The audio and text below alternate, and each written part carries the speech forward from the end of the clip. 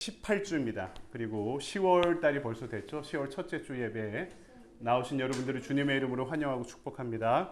우리 주보 뒤에 우리 찬양이 있는데요. 함께 부르면서 예배의 자리로 함께 나가겠습니다.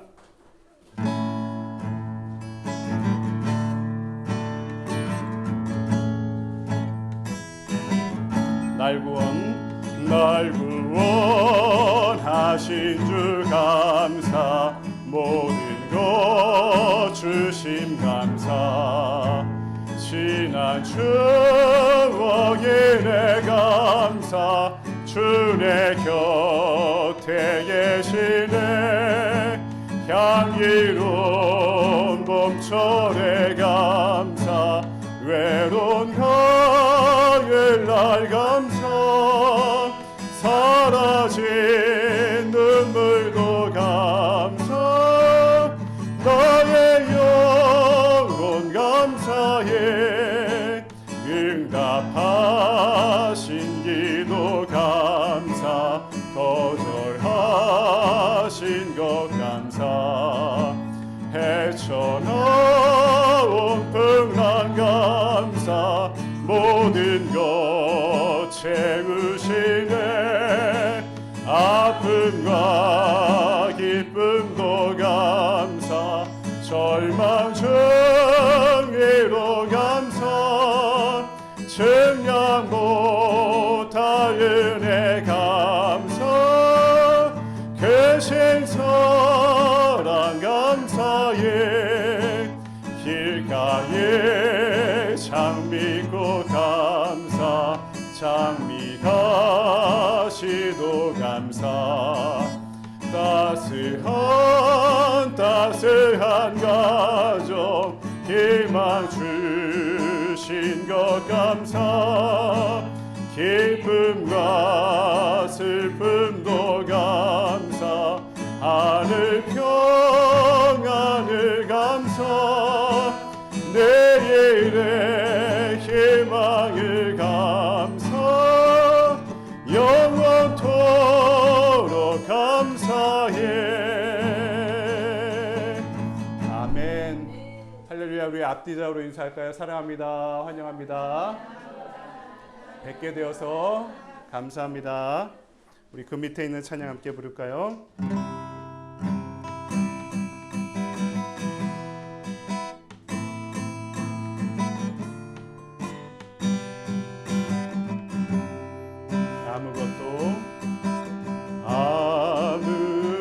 아무것도 두려워 말라. 주 나의 하나님이 지켜주시네. 놀라지 마라, 겁내지 마라. 주님 나를 지켜주시네. 아무것도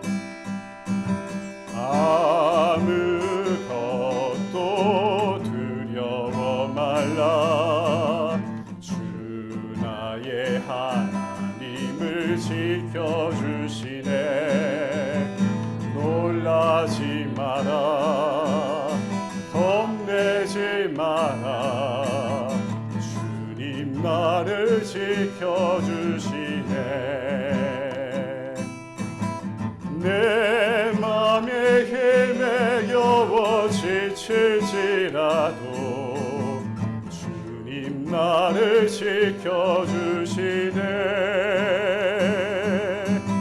세상에 험한 풍파 몰아친데도 주님 나를 지켜주시네.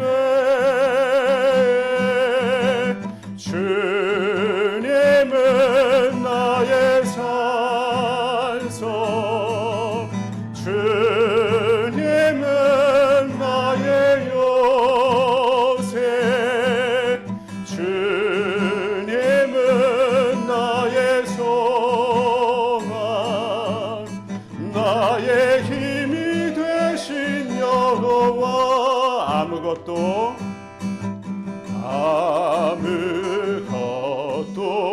두려워 말라.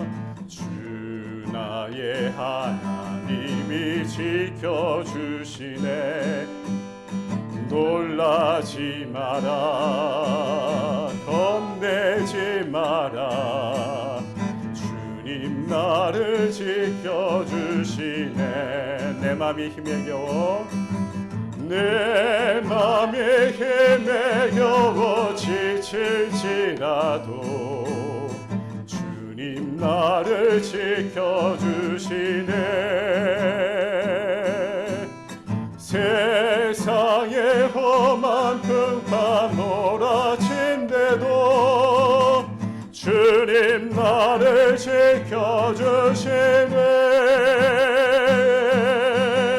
주님은 나의 산소, 주님은 나의 요새, 주님은 나의 소망, 나의 힘이 되신 여호와. 주님은 나의 산소, 주님은 나의 요새, 주님은 나의 소망, 나의 힘이 되신 여호와. 아멘. 우리 다 같이 이 시간 사도신경으로 신앙 고백하시겠습니다. 전능하사 천지를 만드신 하나님 아버지를 내가 믿사오며 그 외아들 우리 주 예수 그리스도를 믿사오니 이는 성령으로 잉태하사 동정녀 마리에게 마시며 본디오 빌라도에게 고난을 받으사 십자가에 못 박혀 죽으시고 장사한 지 사흘 만에 죽은 자 가운데서 다시 살아나시며 하늘에 오르사 전능하신 하나님 우편에 앉아 계시다가 저리로서 산자와 죽은 자를 심판하러 오시리라. 성령을 믿사오며 거룩한 공예와 성도가 서로 교통하는 것과 죄를 사하여 주시는 것과 몸이 다시 사는 것과 영원히 사는 것을 믿사옵나이다. 아멘.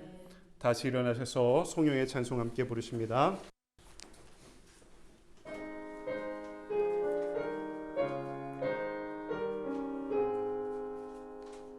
만복의 근원 하나님 온 백성 찬송 드리고 저 천사여 찬송하세. 찬송 성부 성자 성령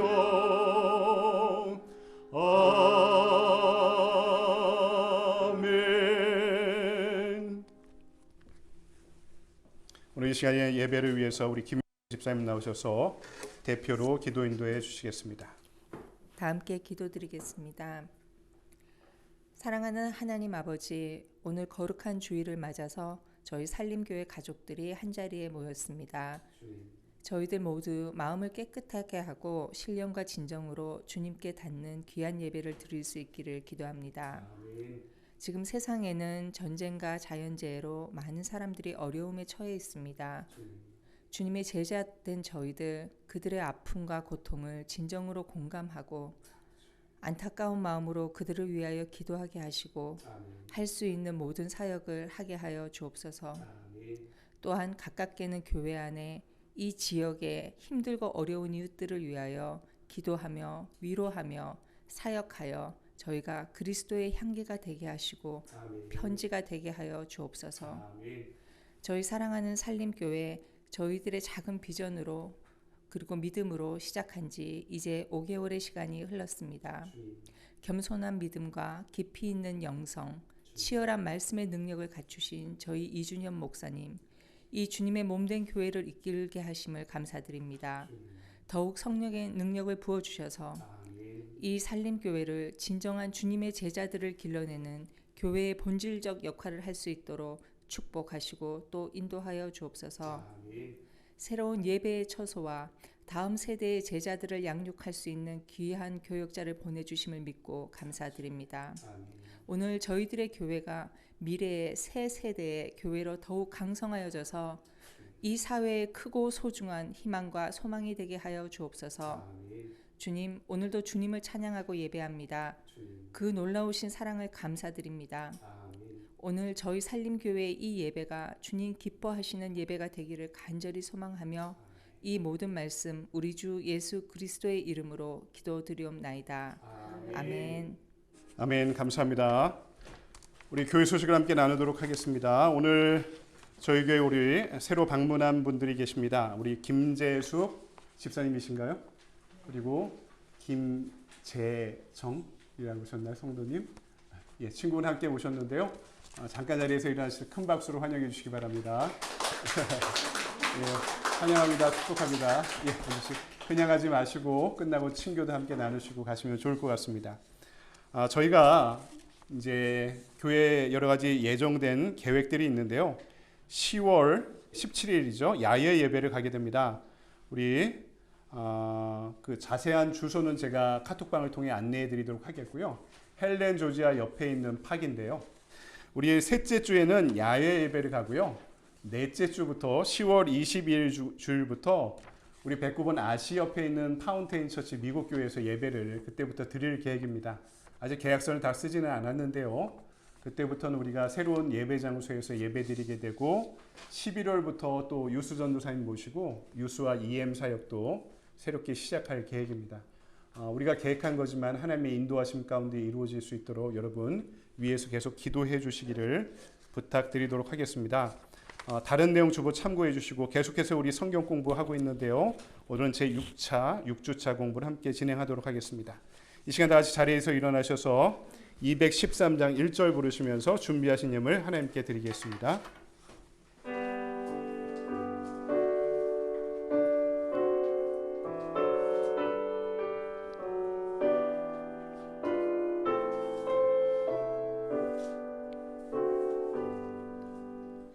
나의 생명 드리니 주여 받아주셔서 세상 살아갈 동안 찬송하게 하소서. 아멘. 할렐루야. 상위 주님 은혜를 감사합니다. 오늘 주님 우리 믿음의 공동체에 주님 지극히 사랑하시는 두 명의 우리 성도분들을 보내주셔서 감사합니다. 우리 박희숙 집사님, 김재숙 집사님 공동체에 오늘 예배의 일원으로 함께 불러주셨는데 우리가 한 사람의 영혼이 천하 만물보다 귀중하다는 그 말씀을 의지하여 이 세상의 한 사람 한 사람들을 사랑하고 환대할 수 있는 믿음의 공동체 되게 하시고 험한 세상에 다리가 되어 서로를 격려하고 지지하고 위로하며 하늘의 별처럼 서로를 빛내줄 수 있는 신앙의 복된 인연과 또 우리의 동역이 될 수 있도록 인도하시고 축복하여 주시옵소서. 한 주간의 삶을 돌아봅니다. 분주하고 치열한 삶의 현장 가운데도 우리와 동행하신 주님을 찬양합니다.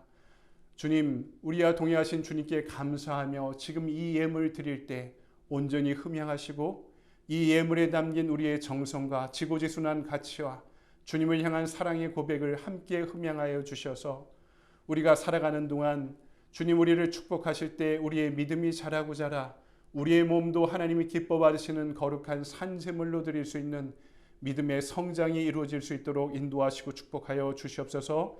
그리하여 우리가 살아가는 모든 시간 깨어 주님과 동행하는 예배의 시간 되게 하시고 세상을 향해 두렵더라도 한 걸음 한 걸음 나아갈 때 우리의 손을 굳게 붙잡고 동행하시는 주님께서 그 모든 땅을 다스리시어 우리의 가정이, 우리의 일터가, 우리의 교회가, 우리가 살아가는 이 세상이 하나님의 나라가 되어 갈 수 있도록 인도하여 주시옵소서. 우리의 공동체의 모든 지체들을 위해 기도합니다. 하나님, 육신의 질병과 질고로 고통받고 있는 지체들이 있지 않습니까? 경제적인 문제가 있지 않습니까? 신앙의 또 어려움 가운데 방황하고 있지 않습니까? 천하 만물을 창조하신 예수 그리스도의 이름으로 명하노니 깨어날지어다, 회복될지어다, 힘을 얻을지어다. 주님 그 모든 환부에 주님 터치하여 주시옵고 하나님의 전능의 광선을 비추어 주실 때 회복과 치유가 일어날 뿐만 아니라 강건케 하여 주시옵고 우리의 믿음이 흔들릴 때마다 굳건한 믿음의 반석 위에 세우셔서 말씀의 뿌리 내리고 살아갈 때 주님이 허락하시는 일용할 양식과 일용할 은혜로 우리의 삶을 채워가 좌로나 우로나 치우치지 않는 당당한 신앙의 삶이 될 수 있도록 인도하시고 축복하여 주시옵소서. 오늘 우리의 예배와 예물을 받으시는 주님께 감사드리오며 거룩하신 주 예수 그리스도의 이름으로 기도드리옵나이다. 아멘. 서신 채로 오늘 우리에게 주신 하나님의 말씀 함께 볼까요? 신약성경 요한복음 1장입니다. 지난주부터 우리 요한복음 강해를 시작하고 있는데요. 요한복음 1장 29절에서 34절까지의 말씀, 저 한 절, 여러분 한 절씩 번갈아 읽어보도록 할까요? 이튿날 요한이 예수께서 자기에게 나아오심을 보고 이르되 보라 세상 죄를 지고 가는 하나님의 어린 양이로다.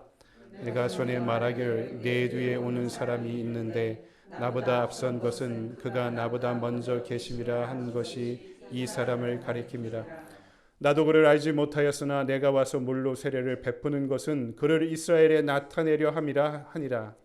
요한이 또 증언하여 이르되 내가 봄에 성령이 비둘기같이 하늘로부터 내려와서 그의 위에 머물렀더라. 나도 그를 알지 못하였으나 나를 보내어 물로 세례를 베풀라 하신 그이가 나에게 말씀하시되 성령이 내려서 누구 위에든지 머무는 것을 보거든 그가 곧 성령으로 세례를 베푸는 이인 줄 알라 하셨기에 내가 보고 그가 하나님의 아들이심을 증언하였노라 하니라. 아멘. 주님의 말씀입니다. 아멘. 다 자리에 앉으시기 바랍니다. 이 시간 오늘 우리에게 주신 말씀 가지고 우리 요한복음 강의 두 번째 시간 한번 따라해 보시겠습니까? 마음을 다하는 신앙. 마음을 다하는 신앙이라는 제목으로 하나님의 말씀을 증거하도록 하겠습니다. 제가 대학 다닐 때 여러분은 안 그러셨을 텐데요. 가끔 학교에 가면 이제 교수님이 사정이 생겨서 휴강 공고라고 그게 써붙어 있으면요. 그렇게 좋을 수가 없습니다.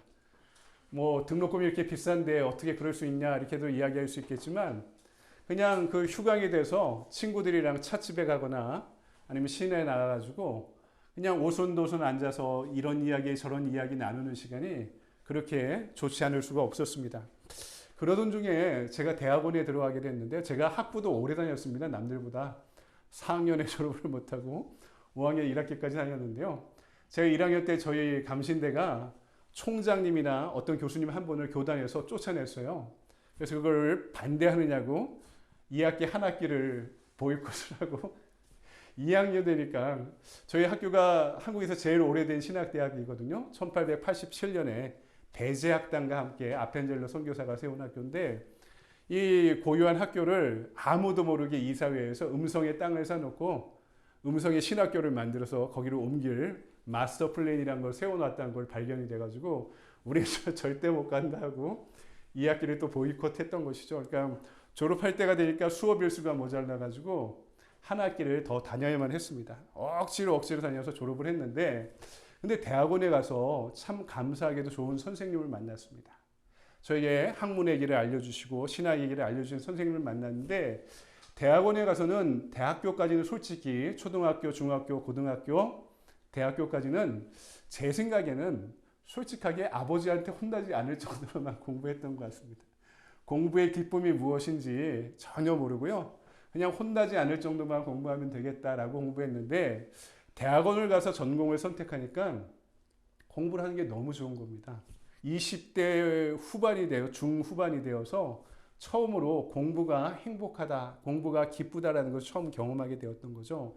대학원은 전공 과목 수업이라 거의 다 세미나 수업만 진행하는데 선생님이 가르치는 것보다 학생들이 준비할 게 많습니다. 세미나 수업은. 근데 제가 발제하고 학생들 돌아가면서 서로 토론하는 시간이 세미나 수업인데 제가 담당이 아닐 때도요. 책 한 권을 다 읽고 가고 밤을 새우라도 읽고 가고 질문을 준비해 가서 토론을 하고 공부를 하는 시간이 너무나 즐겁고 행복하더라고요. 그러던 중에 어느 날 참 수업 준비를 열심히 해서 딱 들어가려고 했는데 앞에 휴강 공고 이렇게 또 써 있는 겁니다. 대학원인데.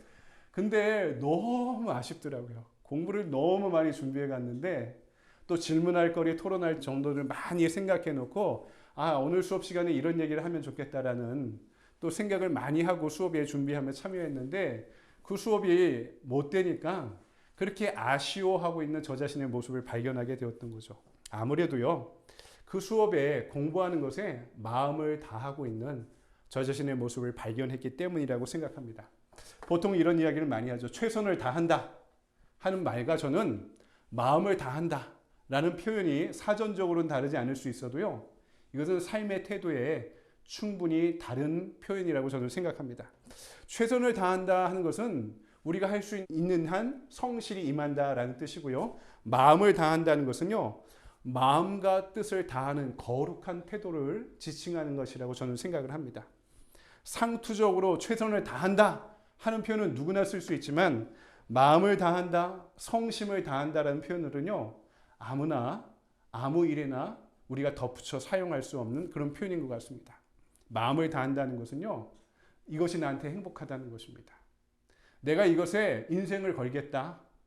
내가 이것을 위해 인생을 투자하겠다는 것입니다. 그것이 마음을 다한다는 뜻입니다. 마음을 다하는 사람은요, 능력이 없어도 괜찮습니다. 마음을 다하다 보면 깨우치게 되고 문리가 튀우게 되면서 나중에 그것이 저절로 되는 경험을 하게 되어 분명히 있다고 저는 생각을 합니다. 그런데 오늘 말씀 보니까 하나님이 우리가 하나님 앞에 살아갈 때 마음을 다해 하나님을 섬기고 마음을 다해 신앙생활하라 이렇게 말씀하고 있는 거죠. 이 말의 뜻이 무엇이냐면 첫 번째로 이런 마음 다함의 신앙이 어떻게 가능하냐면 우리가 우리 인생을 우리의 의지로 살아가지 않고 성령님께서 우리 안에 내주하실 때, 임재하실 때 가능한 일이라 분명히 말씀합니다. 여러분, 우리가 주일날 교회에 와서 예배드리며 은혜 받는 것이 매우 중요하죠. 근데 그것 못지않게 중요한 것은요, 은혜 받은 대로 일주일을 살아가는 것입니다. 또 우리가 부흥회나 집회 하면 또 좋아하잖아요. 거기 가서 좋은 강사님 오셔서 은혜 받는 것도 참 큰 축제의 그런 예배가 되죠. 근데 집회 가서 은혜 받는 것 못지않게 그보다 오히려 더 중요한 것은 그 은혜를 일상에서 키워가며 살아가는 것이다 라고 이야기할 수 있습니다.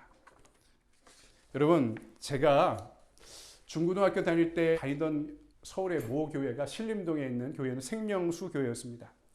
개척된 교회였는데요.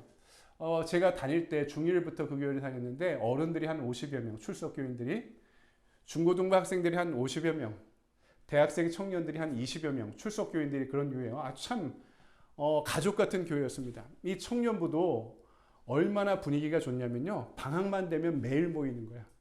청년들끼리 만나는 게 너무 좋아서요, 방학만 되면 저녁마다 매일 모이는 거야. 교회에서 모이든 어디서 모이든. 그리고 이 관계가 그렇게 가까우니까 그 가정의 대소사가 무엇인지, 가정의 우환이 무엇인지, 가정이 잘된 일이 무엇인지 그냥 서로가 속속들이 아는 관계가 되는 거예요. 또 아르바이트하는 누나가 있었는데 몸이 안 좋아서 못 나가게 되면은 다 서로 도와주겠다고 해서 그 시간을 땜빵해서 다른 누나나 다른 청년들이 아르바이트 하는 데까지 찾아가서 그 시간을 대신 떼어줄 정도로 그렇게 친근하고 좋은 관계였습니다. 우리 청년부는 토요일마다 보통 교회들이 그렇듯이 토요일 저녁에 청년부 예배가 있었는데요. 1부가 예배, 2부 성경 공부, 3부가 항상 있었습니다. 3부가 뭐였냐면 항상 은혜 받고 나서 교회에서 30m만 가면 호프집이 있었거든요. 호프집에 가서 서로의 인생을 나누고 고민을 나누고 우리 청년부의 미래와 비전에 대한 이야기들을 이제 술을 마시면서 이야기를 나누는 거예요. 그게 그렇게 좋았습니다. 왜냐하면 대학교 1학년 때 나를 어른 취급해 주는구나 하는 게 좋았고요. 뭐 술자리이긴 하지만 속 깊은 이야기들이 나오면서 그 관계가 깊어지는 시간이 그 나이 때의 저한테는 매우 유익하고 즐거운 시간이었다고 기억이 됩니다. 그러다가 이제 신학교는 실습을 해야 돼서 모교회만 있으면 내가 아무것도 모르겠다 해서 좀 큰 교회 가서 제가 실습을 하면서 군대를 갔다가 휴가를 와서 딱 돌아와서 우리 청년부 선배들이 너무 보고 싶어서 그때가 이제 실습하고 군대 가고 휴가나 한 3, 4년이 지난 시점이었는데 그렇게 끈끈이 모이던 청년부를 찾아갔는데요. 청년부가 없어진 것입니다. 청년부가 없어졌어요. 왜 그랬을까 이렇게 끈끈했는데. 대학을 가고 직장을 가니까 대학을 가면 동아리라고 클럽 활동을 하잖아요. 클럽 활동에서도 이런 즐거운 몸이 가능한 거예요. 직장에 가니까 직장에서도 회식하며 술 먹는 자리가 많고 이런 청년부 모임을 대체할 모임이 얼마든지 어디서나 있다는 것을 사람들이 알아가며 모이기 시작한 것입니다. 우정은 나눴지만 정작 중요한 것, 예수 그리스도와 복음을 나누지 못했던 것이죠. 여러분, 교회 안의 교제도 마찬가지입니다. 우리 교회 안의 관계도요. 이것이 즐거운 모임에 이렇게 머물러 있다면 세상의 모임과 전혀 다를 바가 없다는 것입니다. 중요한 것은 지체들이 만나는 교제와 관계 안에 예수 그리스도가 그 중심에 계시느냐 하는 것이죠. 그리고 이 교제를 주도하는 분이 성령 하나님이시다 분명히 말씀하고 있는 것입니다. 내가 성령 하나님과 나누는 내적 교제, 내 안에 성령이 계시고 그분과 충만히 나는 내적 교제가 충만할수록 우리의 외적인 관계의 교제들도 더 충실해질 수 있다는 것이죠. 바울 사도가 이렇게 말씀합니다. 만일 너희 속에 하나님의 영이 거하시면 너희가 육신에 있지 아니하고 영에 있나니 누구든지 그리스도의 영이 없으면 그리스도의 사람이 아니라. 로마서 8장 9절의 말씀입니다. 어떻다고요? 너희 안에 그리스도의 영, 성령이 계시면 너희가 누구라고요? 그리스도의 사람이다. 그럼 내가 그리스도의 사람, 크리스천이라는 증거가 뭐라고요? 내 안에 성령이 계시느냐, 그렇지 않느냐라는 기준이 있다는 거죠. 근데 우리가 그런 고민을 많이 합니다. 내 안에 과연 성령이 계시는가? 성령이 계셨으면 좋겠고 성령 충만했으면 좋겠다. 혹여 이런 마음이 들지 않으십니까? 내 안에 성령이 안 계시면 어떡하나라고 걱정하는 경우들이 있는데 대개는 그렇지 않습니다. 성령이 계셨으면 좋겠다. 성령 충만하게 했으면 좋겠다라는 이 열망도요. 성령이 내 안에 계시지 않으면 생기지 않는 열망이기 때문입니다. 세상 사람 보세요. 누가 성령 충만하기를 원합니까? 누가 성령이 내 안에 계시면 좋겠다고 이야기하는 사람 들어보신 적 있습니까? 성령이 있는 사람이어야지, 성령이 그 안에 내주하실 뿐만 아니라 그 마음을 터치하는 사람이어야지 내가 성령이 있었으면 좋겠다, 성령 충만했으면 좋겠다라는 열망조차 그분의 인도하심과 임재하심 가운데 생기는 줄 믿습니다. 그래서 여러분, 내가 하나님을 믿고자 하는 작은 진심이라도 있다면은 그 진심까지 성령으로부터 시작된다는 것을 우리가 잊지 말고 있어야 하는 것이죠. 오늘 이 거룩한 예배 시간에 여러분 안에 또 우리 안에 거하시는 성령님과 충실히 만날 수 있는 축복의 축제의 시간 되길 바랍니다. 두 번째, 그렇다면 성령님과의 교제 가운데 있는 사람은 어떻게 될까요? 성령이 있는 사람과 성령이 없는 사람의 차이는 뭘까요? 하나님을 아버지다, 주님이다 이렇게 부르기 시작하는 거죠. 한국 사람들이 제일 좋아하는 역사적인 위인이 누굽니까? 한국의 광화문은 이 광장에 가면 이 두 분의 동상이 있죠. 세종대왕 그리고 이수신 장군. 그래서 우리가 이 구원에 대해 공부할 때 그럼 예수님을 만나지 못했던, 복음을 듣지 못했던 세종대왕과 이수신 장군은 천국에 갔습니까? 안 갔습니까? 이런 질문 하잖아요. 근데 우리가 아무리 존경해도요, 세종대왕이나 이수신 장군에 대해 아버지 또는 주님이라 부르진 않죠. 그분을 아무리 좋아하고 존경해도 그렇게 부르지는 않습니다. 왜? 위인으로 존경하는 것과 그분을 진심으로 마음을 다해 나의 구주로 고백하는 것은 전혀 다른 문제이기 때문입니다. 하나님의 존재를 인정하고 그분을 아버지라고 부르는 것과 단순히 하나의 신으로 부르는 것도 다릅니다. 여러분, 우리가 고등학교 때 국민윤리 이런 걸 배우면서, 한국에서 고등학교를 다니신 분은 세계의 종교 이런 걸 배우면서 성인을 배우잖아요. 마호멧, 석가모니, 예수 그리스도 이렇게 고등 종교에 추앙받는 성인이다 이렇게 배우는데요. 그렇죠. 예수를 안 믿고 교회를 안 다니는 사람들도, 저도 그런 분 많이 봤습니다. 전도하다 보면 참 예수님을 좋아합니다. 존경합니다.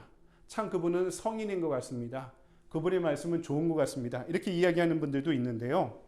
그렇게 그분을 존경하는 것과 그분이 내 인생에 개입하시고 나 함께 아파하시고 나 함께 기뻐하시고 나를 구원하시는 나의 구원자, 구주 하나님이라 고백하는 것은 전혀 다른 문제라는 것입니다.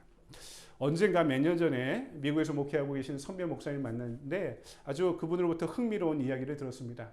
그분 교회 그 당시에 교회를 나온 지 얼마 안 된 여자 성도님이 너무 예배도 잘 드리고 또 성경 공부도 열심히 참여하는 분이 한 분이 계셨다고 그분에 대한 이야기를 소개해 주시더라고요. 그분이 그 당시에 미국에 오신 지 얼마 안 됐는데 그전에는 한국에 살면서 한국의 강남에 어마어마하게 큰 사찰이 있거든요. 절이. 거기를 교회 가듯이 다니시던 분이었습니다. 매일매일 이 교회 가듯이 절에 다니시고 열심히 섬기시고 또 절에 헌금도 많이 하시는 이런 불자셨는데요. 이민 생활하다 보니까 절은 별로 없고 교회 와야지 이민 생활 할 수 있다. 예전엔 뭐 그런 적이 있는데 요새는 그러지 않은 것 같은데요. 그래서 교회를 나와 보셨다가 그 마음에 성령이 임재하시면서 예수를 믿고 구원받으신 분입니다. 근데 그분이 목사님한테 이런 이야기를 해주시더래요.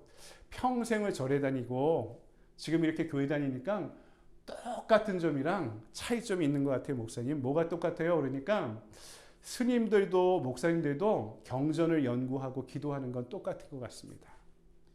절도 교회도 성도들의 헌금에 의해서 유지되고 운영되는 것도 똑같은 것 같습니다. 그리고 사찰 다니는 절에 다니는 사람들도 예배를 드리러 다니고 그리고 교회 다니는 분들도 일주일에 한 번씩 예배 드리러 가는 것도 똑같은 것 같습니다. 근데 제가 경험하는 건 한 가지는 다른 것 같습니다. 절에는 눈물이 없고 교회는 눈물이 있는 것 같습니다. 무슨 얘기세요? 그러니까 본인이 수십 년 절에 다니는데 예배를 드리다가 우는 사람은 수십 년 동안 한 번도 보지 못했는데 교회에서는 예배 드리다 훌쩍훌쩍 우는 사람들 보고 심지어 본인 당신도 예배 드리다 은혜 받을 때 괜히 가슴이 찡하고 눈물이 나는 그런 경험을 하게 되는데 목사님, 교회랑 절은 그게 다른 것 같습니다. 그분이 이런 이야기를 해주시더래요. 저는 이 말씀을 듣고 많은 것을 좀 느끼게 되었습니다. 물론 기독교가 불교보다 우위에 있다, 절보다 교회가 낫다, 단순히 그런 도식으로 말씀드리려고 하는 것이 아니라 그분의 이야기가 우리 기독교 신앙과 공동체의 핵심이 무엇인지를 알려주고 있다고 여기기 때문입니다. 그것은 우리가 눈물의 종교라는 거죠. 우리가 마음을 다해 주님을 만날 때 나의 모든 죄를 씻어주시는 그분의 사랑을 안에서 흘리는 회개의 눈물이 있고 그동안 해결되지 않은 내 인생의 문제가 내가 그분께 받아들여짐으로 인해 회복되는 치유의 눈물이 있고 구원받은 것이 너무나 기뻐서 흘리는 구원의 눈물이 있다는 것입니다. 여러분 이것이 어떻게 가능한가요?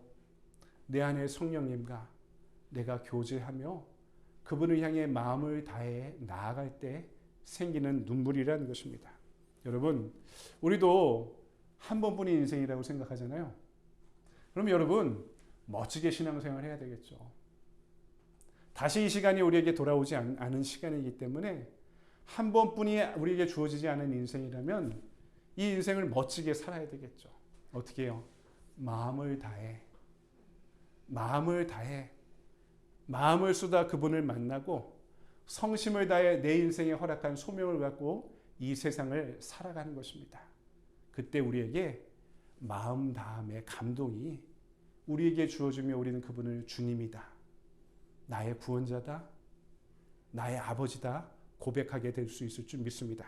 마지막 세 번째, 그렇다면 우리가 성령의 충만함을 어떻게 만들어가고 키워가야 할까요? 여러분 문제는 이것이 과제죠. 어떻게 성령 충만할까? 성령과 동행하는 분들의 과제는 앞에서 말씀드린 것처럼 성령이 내 삶에 충만해져서 내 삶 전체를 다스리시도록 내어드리는 것입니다. 하루하루를 살아가며 그분과의 관계가 더욱더 돈독해지고 깊어지는 것입니다. 이 노력이 없으면 받은 은혜도 소멸되는 것이죠. 여러분 우리 성경 공부 시간에 배웠죠. 구원은 소멸되지 않습니다. 한 번 받은 구원은 절대로 바뀌지 않습니다. 하지만 구원의 성장이 후퇴하는 일은 있다고 말씀드렸죠. 성령이 소멸되고 성령이 떠나가는 일이 있을 수 있다는 것입니다. 중세에 우리 영성가들이 표현하는 영혼의 어두운 밤이라는 개념이 있습니다. 영혼의 어두운 밤. 내 인생이 너무나 고단하고 앞뒤가 하나도 안 보이는 캄캄한 상황에 하나님조차 안 보이는 영혼의 어두운 밤을 우리가 인생을 살아가며 반드시 경험하게 되어 있는데요. 이 영혼의 어두운 밤이라는 뜻은 다른 말로 성령이 나와 함께 내주하심을 전혀 인지하지 못하는, 느끼지 못하는 영적인 허무주의가 우리에게 찾아올 때입니다. 그렇게 될 때 우리는 교회를 다니는 무리는 될 수 있어도 예수와 동행하고 예수를 쫓는 제자로 살아가지 못하게 될 것입니다. 그래서 내가 무리로 교회 나오는 것에 구원받았음이 100% 보장된다. 여러분 그렇게 생각하면 안 됩니다. 우리가 일상생활에 성령의 능력 가운데 살아가기 위해 해야 될 일들이 우리가 분명히 과제가 있다는 거죠. 여기에 대해 바울은요. 데살로니가전서 5장 16절에서 22절에 이렇게 말씀합니다. 우리가 다 잘 알고 있는 구절입니다. 항상 기뻐하라, 쉬지 말고 기도하라, 범사에 감사하라. 이는 그리스도 예수 안에서 너희를 향하신 하나님의 뜻이니라. 성령을 소멸치 말며 예언을 멸시치 말고 범사에 헤아려 좋은 것을 취하고 악은 모든 모양이라도 버리라. 언젠가 주석을 읽다가 이 말씀을 읽다가 신학자이기도 하고 우리에게 잘 알려진 목사님인데요. 워싱턴 사김의 교회 김영복 목사님이 이 말씀을 이렇게 풀이하시더라고요. 들어보십시오. 언제나 기뻐하십시오. 쉬지 말고 기도하십시오. 모든 일에 감사하십시오. 하나님은 여러분이 이렇게 살기를 바랍니다. 이렇게 살아야 여러분 안에 계시는 성령이 더욱 충만해집니다. 그러기 위해 여러분에게 일어나는 모든 일을 깊이 관찰하고 생각하여 좋은 것을 취하고 나쁜 것은 무엇이든 버리십시오. 이렇게 알기 쉽게 풀이를 하시더라고요. 무슨 뜻입니까? 우리에게 일어나는 모든 일들을요, 깊이 관찰하고 생각하면 항상 기뻐할 수 있고 쉬지 않고 기도할 수 있으며 모든 일에 감사할 수 있다고 말하는 것입니다. 그럼 모든 일을 깊이 있게 관찰하고 생각하라는 말은 무슨 뜻인가? 오늘 우리가 읽은 세례 요한의 본문이 그런 내용입니다. 요단강에서 세례를 베풀면서 회개 운동을 일으키고 있는 이 세례 요한에게 하나님이 신탁을 예언을 주십니다. 나의 사람을 메시아를 너에게 보내주겠사오니 너가 그를 만나라. 그러면 그가 내가 보낸 사람인 줄 알라. 이런 말씀입니다. 근데 생각해 보면 좀 황당합니다. 내가 너에게 사람을 보냈으니 그가 성령 충만하면 내 사람인 줄 알라. 메시아인 줄 알라. 우리처럼 육신의 생활에 익숙한 사람들은요, 누가 성령의 사람인지를 판단하기가 매우 어렵습니다. 영적인 눈이 뜨인 사람도 마찬가지입니다. 그것이 선명하게 보이지 않기 때문에 전심전력을 다해서 관찰하고 생각하지 않으면 알 수 없다는 거죠. 여러분, 세례 요한은요, 영적인 사람이었습니다. 매우 영적인 사람이었습니다. 육신의 눈으로 보이는 것에 속지 않는 사람이었습니다. 참된 것을 볼 수 있는 사람이었습니다. 그렇다 해도 세례 요한이 하나님의 이 계시를 듣고 난처했을 것입니다. 이 계시가 무슨 뜻인가요? 여러분, 이런 뜻입니다. 이제부터 너에게 오는 사람을 단 한 사람도 소홀하게 대하지 말라. 한 사람 한 사람에게 마음을 다해 전심을 다해라. 그 사람들에게 일어난 일을 사소한 것 하나도 놓치지 말아라. 모든 일을 깊이 관찰하고 생각하라. 그러면 메시아가 누구인지 알게 될 것이다. 여러분, 잘 생각해 보십시오. 나에게 일어나는 모든 일을 깊이 관심 있게 생각하는 것. 지극히 비천한 사람이라도 주님을 대하듯이 정성을 다하는 것. 천지가 개벽될 대단한 기적이 아니라도 사소한 일 하나에서 하나님의 섭리를 읽고자 노력하는 것. 나의 눈에 들어온 것이라면 어느 것 하나 하찮게 여기지 않고 살펴보는 것. 작은 벌레 소리에도 마음을 다해 귀를 기울이는 것. 사소한 일이라도 나에게 맡겨진 일이라면 예배를 드리듯 정성을 다하는 것. 여러분, 우리가 이렇게 살 때 계신 것도 같고 안 계신 것도 같은 성령의 존재가 어떻게 된다고요? 점점 또렷하게 느껴질 것이라는 것입니다. 우리가 이렇게 살 때 우리의 삶은 점점 더 성령의 주권과 다스림 안에 들어가게 된다고 말씀하는 것입니다. 이렇게 살 때 성령의 주권과 능력이 나를 통해 이루어질 것이다라고 지금 주님께서 말씀하고 계시는 것입니다. 어제 우리가 하루 한 말씀 가운데 출애굽기 3장의 말씀을 봤는데요. 거기에 이런 이야기가 나오죠. 모세가 떨기나무가 타고 있는 것을 보면서 하나님을 만나고 그의 인생의 소명을 나이 80에 얻게 되잖아요. 근데 여러분, 탈무드를 보면은 랍비들이 이 본문을 갖고 이렇게 질문을 합니다. 하나님은 왜 그렇게 작은 가시덤불에서 모세에게 나타나셨을까? 왜 이렇게 작은 가시덤불을 사용해서 모세를 부르셨을까? 랍비들의 대답이 뭔지 아십니까?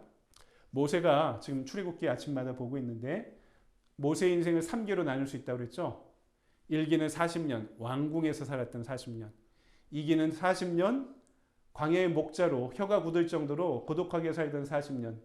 나머지 3기 40년은 80세가 되어 소명을 얻고 출애굽의 지도자로 살아왔던 40년의 시기가 있다고 말씀드렸는데 모세가 왕궁에 높고 넓고 크고 화려한 것에 익숙해 있던 그가 광야에 들어가서 양을 치고 기후의 변화를 경험하고 척박한 환경 가운데 살아가면서 작은 것 하나에도 주목하고 관심 갖지 않으면 살아갈 수 없는 생태계와 환경 가운데 작은 일에 민감하게 주목할 수 있는 사람으로 만드셨다는 것입니다.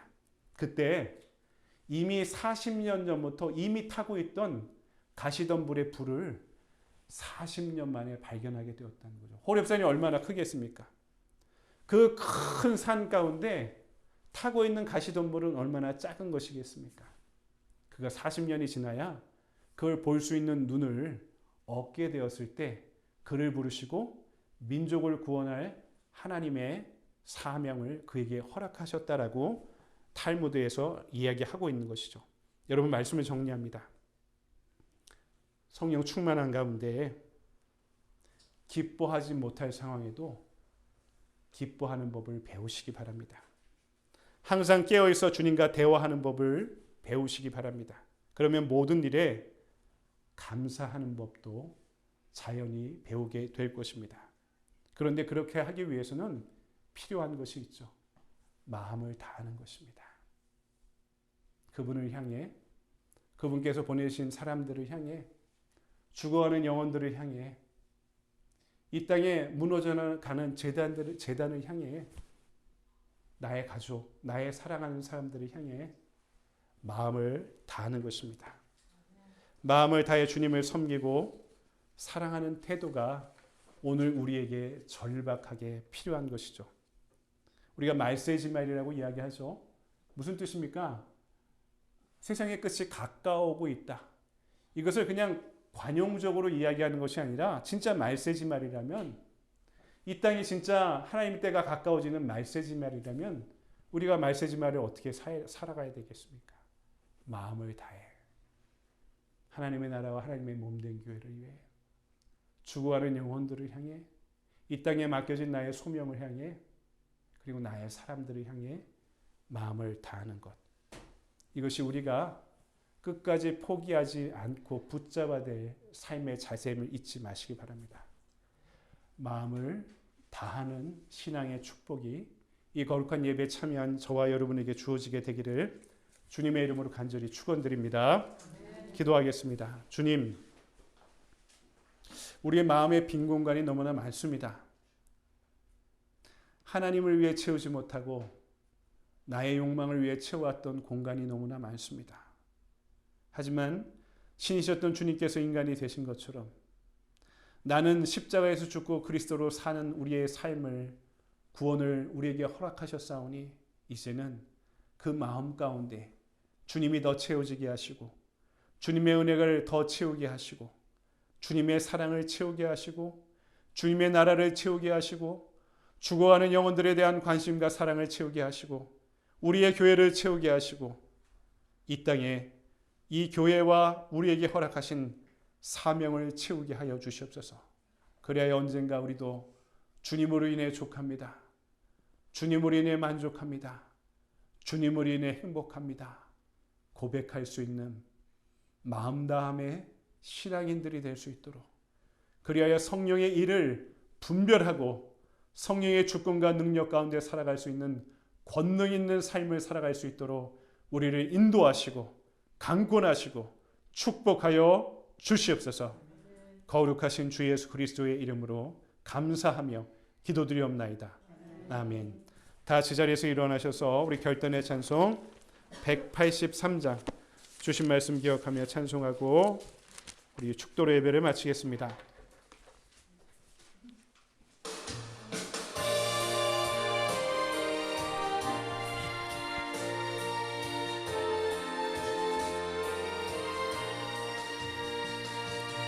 빈들의 마른 풀같이 시들은 나의 영혼 주님이 약속한 성령 간절히 기다리네 가물어 메마른 땅에 담비를 내리시되 성령의 담비를 부어 새 생명 주옵소서 반가운 빗소리 들려 산천이 춤을 추네 봄비로 내리는 성령 내게도 주옵소서 가물어 메마른 땅에 담비를 내리시되 성령의 담비를 부어 새 생명 주옵소서 절 따라 우로를 내며 초목이 무성하니 갈급한 내 심령 위에 성령을 부으소서 가물어 메마른 땅에 담비를 내리시되 성령의 담비를 부어 새 생명 주옵소서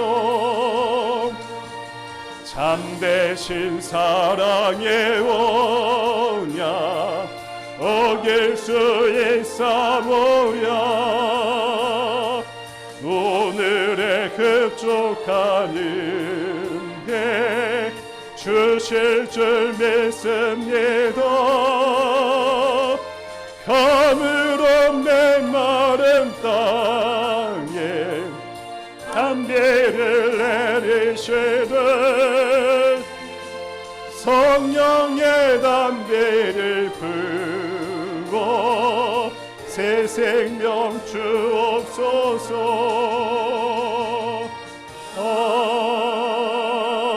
아멘. 이제는 우리를 구원하신 예수 그리스도의 은혜와 한없이 용서하시고 안아주시고 사랑하시는 아버지 하나님의 무한하신 사랑과 우리를 오늘도 제자로 부르시고 땅끝을 향해 파송하시는 성령님의 감화감동 역사하심이 마음을 다하여 예수 그리스도의 이름 앞에 나오고 예수 그리스도의 이름을 믿으며 그분의 다시 오심을 예비하는 삶을 살길 원하는 이 자리의 모든 성도들 위에 사랑하는 자녀들 위에 지금으로부터 영원토록 함께하여 주시옵기를 간절히 축원하옵나이다. 아멘.